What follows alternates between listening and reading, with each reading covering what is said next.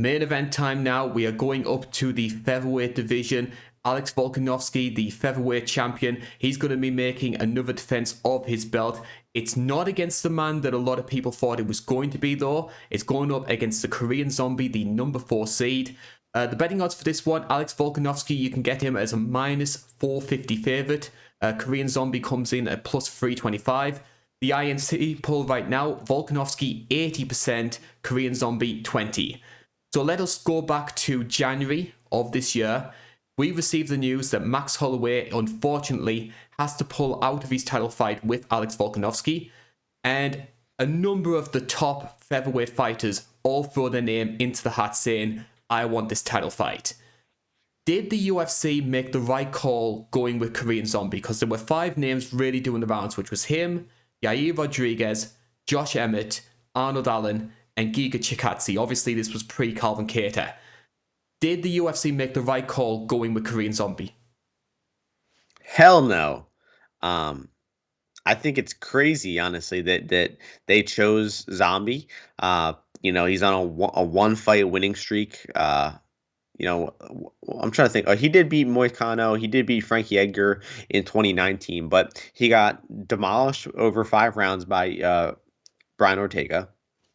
And then they gave Brian Ortega a title fight off of 1 win, even though he got demolished by Holloway and then had 1 fight in 2 or 3 years, and they gave him a title shot off of that, which didn't make much sense to me. And then they're going ahead and doing the same thing here. Zombie defeated Ige by decision, a good win, good performance from him, but a 1-win title shot is just ridiculous. Especially, I think the timing was bad because the Giga and Kattar fight was happening. Josh Emmett just fought in the month of December. There wasn't really a clear candidate, but how can Arnold Allen, who is now on a 9-fight win streak, still not be close to a title shot, and a guy who is on a 1-fight win streak is getting a title shot? I mean, that doesn't make much sense to me. And also, Holloway was back to normal like 2 to 3 weeks after. I mean, he got injured, and then I forget what kind of injury it was, but then for some reason his recovery time got shortened by a lot, and all of a sudden, like, he would have been good to go by now again. So, I mean, I personally don't like the fight really much at all. I'm always excited to watch Alexander Volkanovski fight. I think he is the best fighter in the world right now. And it just doesn't really do much that Korean Zombie is getting a title fight, How do you feel about it? Well, my personal pick would have been Josh Emmett. I think it's a combination of star power, winning streak, and also as well, if out of those 5 contenders, I think Josh Emmett is the biggest wild card because he does have that one-shot power, and maybe he does manage to find that opening to crack that big overhand to cause Volkanovski some problems. I think as a fan of the Korean Zombie, as somebody who enjoys watching his fights, I'm glad to see him getting this opportunity. But I'm in a similar boat to you. I think of what we've seen from Volkanovski so far in his career, I don't think there's any avenue for Korean Zombie to win this one.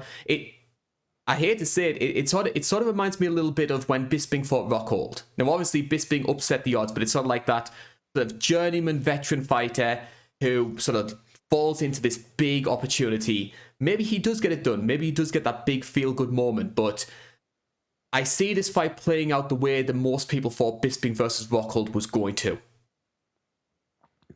Yeah, maybe it's like a Cyborg and Yana Kunitskaya or something like that. That might be a little bit better of an example. Korean Zombie is a legend of MMA. He's had, a lot of great moments, but I just don't see any areas that he can really win the fight. I guess a knockout in the first 2 rounds is going to be his best chance. He needs to catch Volkanovski early. We did see Volkanovski wobbled, dropped a little bit by Holloway in the first and second rounds of the rematch. But that's really... Oh, Chad Mendes maybe hurt him a bit too, but we really haven't seen Volkanovski struggle much in the UFC. I mean, he's a fantastic fighter, seems to be getting better at every phase. Obviously, he survived those incredibly deep triangle and guillotine attempts from Ortega. So you got to think that it's, virtually impossible to submit this guy at this point. Chan Sung Jung is known for having, pretty low volumes strikes. He's more of like a burst and knockout type of guy than he is like a consistent volume type of guy. So I don't see him being able to win 3 out of 5 rounds against Volkanovski. So, I mean, he's going to need to hurt Volkanovski early and translate it into a finish, because the later this fight goes, the more Volkanovski's going to be able to build and use those feints and just use his entire arsenal of tools. And I think that he's going to probably run away with this fight in 3, 4, 5, maybe even finish Chan Sung Jung along the way. We mentioned this earlier on when we were talking about Hamzat, how one of the sort of concerns we have about him is we don't know how he handles adversity. And I bring this up because with Alex Volkanovski, one of the things that impresses so many people about Volkanovski is we have seen him in trouble. We have seen him get dropped and then make the adjustments to come back to win the fight. Chad Mendes dropped him in the first round and he came back to end up winning that fight. Finish him.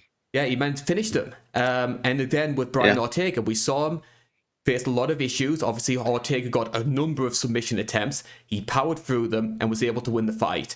So we've seen what he's able to do when his back's against the wall. And that's why a lot of people hold him in such high regard. I'm similar to you.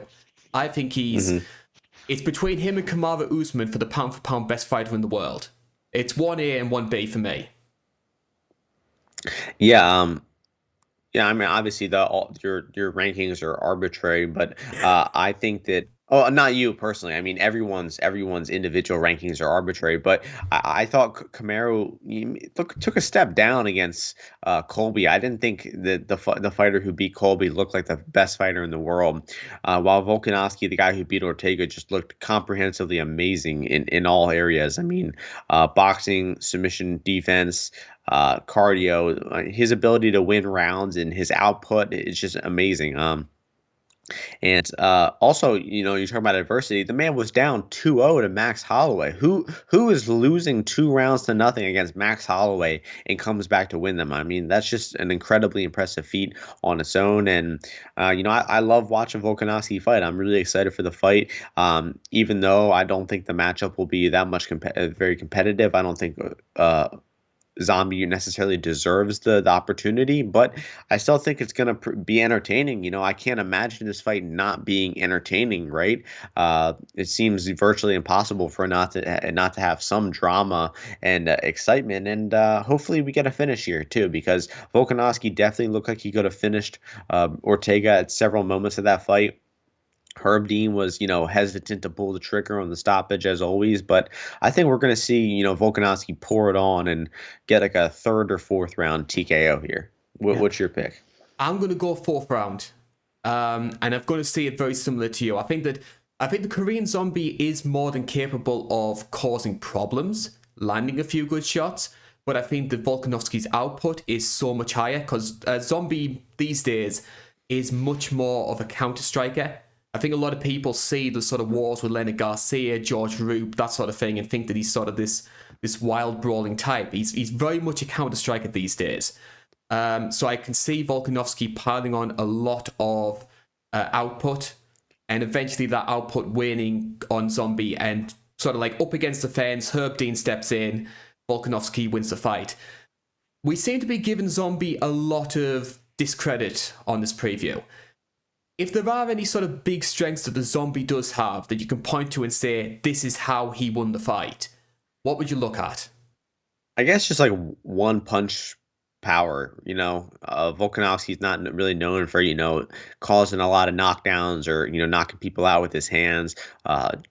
Zombie definitely has way more knockouts with his hands. Obviously, that huge punch he caught Moicano with was great. He clubbed Frankie Edgar for a 1st-round knockout.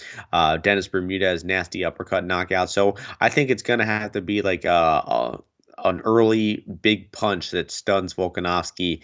And just looking at the odds real quick, Zombie by knockout in rounds 1 or 2 is 14-1.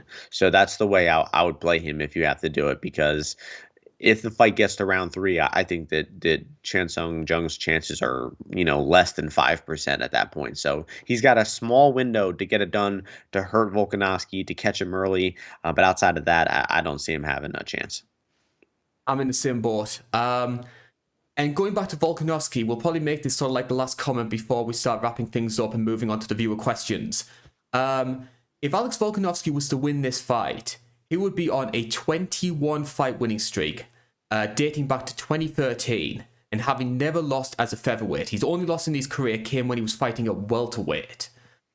And you look at the guys who will have on his portfolio: Max Holloway twice, Jose Aldo, Brian Ortega, Chad Mendes, Korean Zombie. Are we starting to put Volkanovski in these sort of great featherweight sort of echelons?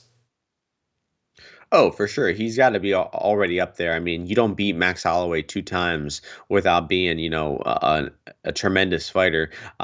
And it's gonna, make that conversation around the greatest featherweight of all time extremely interesting because it's I think it's already extremely neck between Holloway, Aldo, and Volkanovski. And if Volkanovski has wins over both of those guys and continues his dominant reign at featherweight, I mean, the guy's got a great claim to take over that greatest featherweight of all time. So, yeah, I mean, he's got a very rightful claim to that greatest featherweight of all time title.